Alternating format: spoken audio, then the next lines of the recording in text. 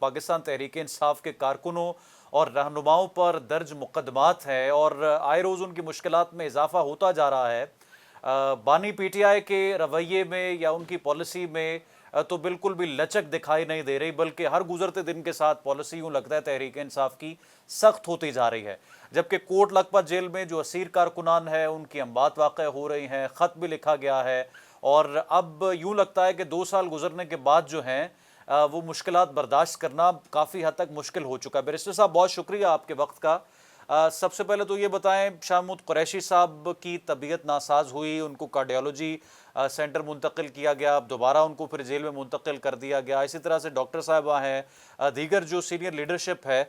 मुकदमात तो जूँ के तू है, बेल मिलती है एक केस में, दूसरे केस में जो है वो दोबारा से उनकी पेशी हो जाती है, तलबी हो जाती है। आप क्या समझते हैं कानूनी मामलात तहरीक-ए-इंसाफ के कब कुछ लचक सामने आएगी या कुछ कारकुनों को लेकर कुछ पार्टी जो है कुछ बेहतरी लाने की पोजीशन में होगी? बिस्मिल्लाहिर्रहमानिर्रहीम। देखें, जहाँ तक कारकुनान की बात है तो मैं ये बताता चलूँ कि 10,000 से ज़्यादा लोगों को पंजाब में, बल्कि टोटल तादाद तो शायद 30,000 के करीब लोग नॉमिनेटेड डिफरेंट एफआईआर्स में हैं। कई सौ एफआईआर्स हैं पूरे पंजाब और इस्लामाबाद में। और उसमें इनकी ज़्यादातर की बेल हो चुकी हुई है। इस वक्त पार्टी के वकला ने, इन लोगों के अपने वकला ने पिछले जो 2 साल में काम किया है वो एक ये है कि उसमें चंद लोगों के अलावा, और मैं चंद हज़ारों के मुकाबले में चंद रह गए हैं, बाकी सबकी बेल हो चुकी हुई है।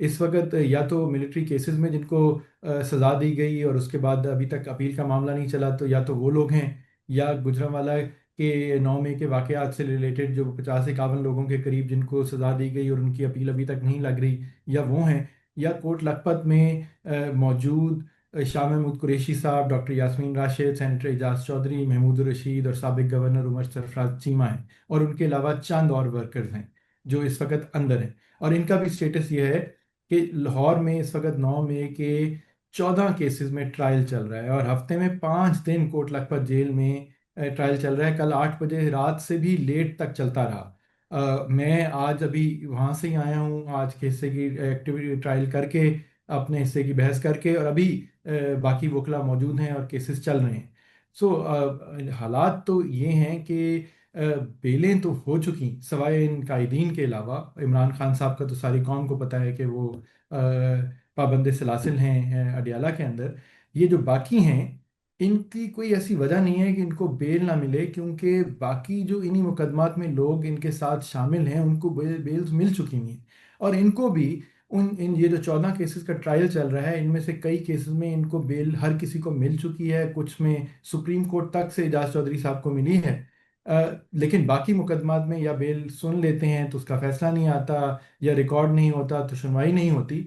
तो ये कुछ मामलात हैं जिसपे पाकिस्तान तहरीक इंसाफ हो गई, ये लोग खुद हो गए, इनके घर वाले और वकला हो जाए, वो तो पूरी मेहनत कर रहे हैं।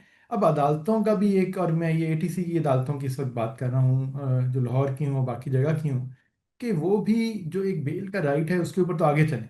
जहाँ तक ट्रायल का फैसला की बात है, देखते हैं कि उसमें क्या होता है। बहरहाल हमारे मुताबिक तो जितने उनके की गवाहान थे इन केसेस के अंदर, उन पे बड़ी ज़बरदस्त कईयों पे जरा हो चुकी हुई है। और ऑन मेरिट देखा जाए तो हमें नहीं लगता कि इनमें से किसी को सज़ा होनी चाहिए।